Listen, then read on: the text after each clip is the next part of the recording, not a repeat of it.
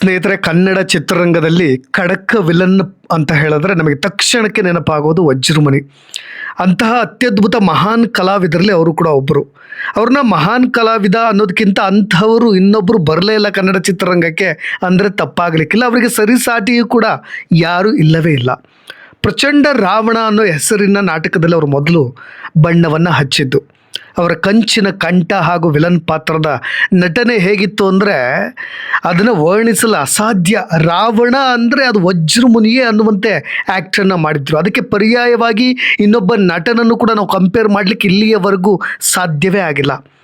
ಪ್ರಚಂಡ ರಾವಣ ನಾಟಕವನ್ನು ಏನಾದರೂ ಜನರು ನೋಡಿಬಿಟ್ರೆ ಅವತ್ತಿನ ಮಾರನೇ ದಿನ ಅದೆಷ್ಟೋ ಮಕ್ಕಳು ಮತ್ತು ಮಹಿಳೆಯರು ರಾತ್ರಿಯೆಲ್ಲ ಚೀರೋದು, ಬೆಚ್ಚಿ ಬೀಳೋದು, ಹೆದರೋದು, ನಡುಕ ಉಂಟು ಮಾಡೋದು.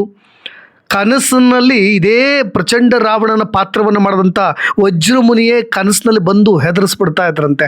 ಆ ಮಟ್ಟಿಗಿನ ಆ ಕದರು, ಆ ಆ್ಯಕ್ಟಿಂಗು ಎಲ್ಲವೂ ಕೂಡ ವಜ್ರಮುನಿಯ ಅಭಿನಯ ಹಾಗೆ ಇರ್ತಾ ಇತ್ತು.